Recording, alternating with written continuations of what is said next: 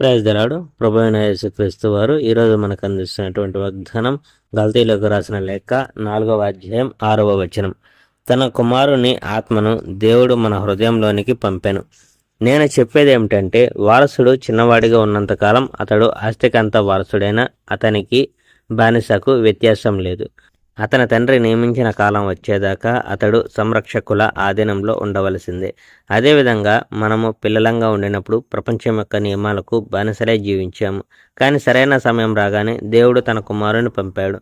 ఆ కుమారుడు ఒక స్త్రీకి జన్మించాడు. ఆయన కూడా ధర్మశాస్త్రం కింద జన్మించాడు. మనము దేవుని సంతానం కావాలని ఆయన మనలను ధర్మశాస్త్ర బంధం నుంచి విముక్తి కలిగించాడు. మీరు దేవుని కుమారులు గనక దేవుడు తన కుమారుని ఆత్మను మీ హృదయంలోనికి పంపాడు. ఆ ఆత్మ అబ్బా, తండ్రి అని తన తండ్రిని పిలుస్తూ ఉంటాడు. కనుక మీరు బానిసలు కారు, మీరు దేవుని సంతానం.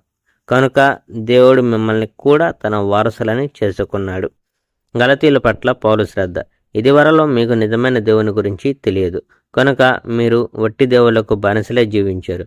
కానీ ఇప్పుడు మీకు దేవుడు ఎవరో తెలుసు, లేక దేవుడు మిమ్మల్ని తెలుసుకున్నాడు. అలాంటప్పుడు బానిసలు కావడానికి నిస్సారమైన నిరర్ధకమైన ఆ శక్తుల వైపు మళ్ళీ ఎందుకు వెళ్తున్నారు?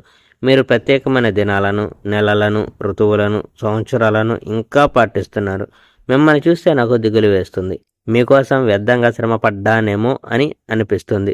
సోదరులారా, నేను మీలా అయ్యాను కనుక మీరు నాలా కావాలని విన్నవించుకుంటున్నాను.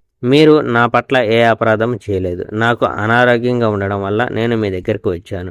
తద్వారా మీకు మొదట సువార్త ప్రకటించే అవకాశం నాకు కలిగింది. నా ఆరోగ్యం మీకు కష్టం కలిగించినా మీరు నన్ను తిరస్కరించలేదు, విసుక్కోలేదు. దానికి మారుగా నేను ఒక దేవదూతనైనట్లు, నేను యేసుక్రీస్తునైనట్లు నాకు స్వాగతం చెప్పారు. మీ ఆనందం ఏమైంది? మీరు నా సహాయం కోసం మీ కళ్ళు కూడా పీకి నాకు ఇచ్చి ఉండేవాళ్ళు. ఇది నేను ఖచ్చితంగా చెప్పగలను. నిజం చెప్పడం వల్ల ఇప్పుడు నేను మీ శత్రువునయ్యానా? వాళ్ళు మిమ్మల్ని లోబర్చుకోవాలని గట్టిగా ప్రయత్నిస్తున్నారు. దానివల్ల మీకు మంచి కలగదు.